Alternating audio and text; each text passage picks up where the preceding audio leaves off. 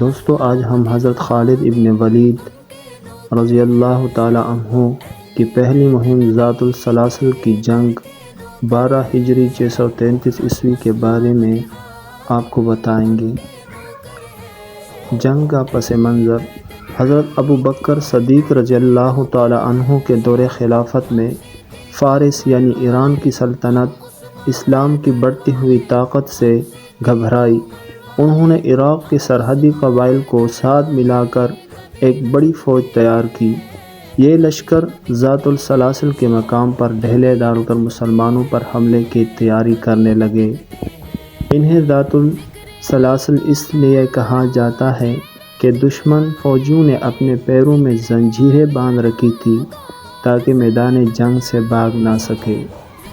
مسلمانوں کی تیاری: حضرت ابو بکر صدیق رضی اللہ تعالی عنہ نے حضرت خالد بن ولید کو لشکر کا سپہ سالار بنا کر بھیجا۔ مسلمانوں کی تعداد تقریباً 10 سے 15 ہزار تھی، جبکہ دشمن فوج اس سے کہیں زیادہ بڑی اور اسلحہ ساز و سامان سے لیس تھی۔ جنگ شروع ہوئی تو دشمن فوج اپنی کثرت اور غرور میں آگے بڑھے۔ حضرت خالد بن ولید نے پہلے دشمن کے مرکز کو نشانہ بنایا اور ان کے بڑے سرداروں پر حملہ کروایا۔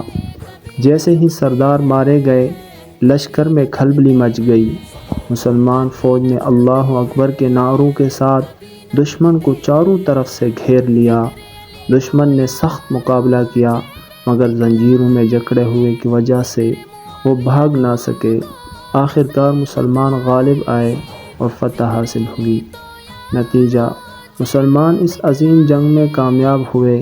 عراق کی سرزمین مسلمانوں کے لیے کھل گئی۔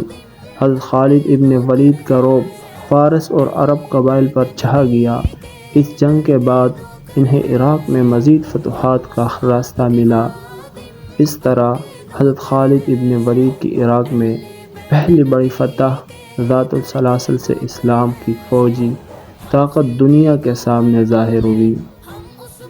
دوستو اگر آپ چاہیں تو میں اب اگلی جنگ مزار کی مکمل داستان بھی کہانی کی انداز میں لکھوں۔ اگر آپ چاہتے ہیں تو کمنٹس میں بتائیے۔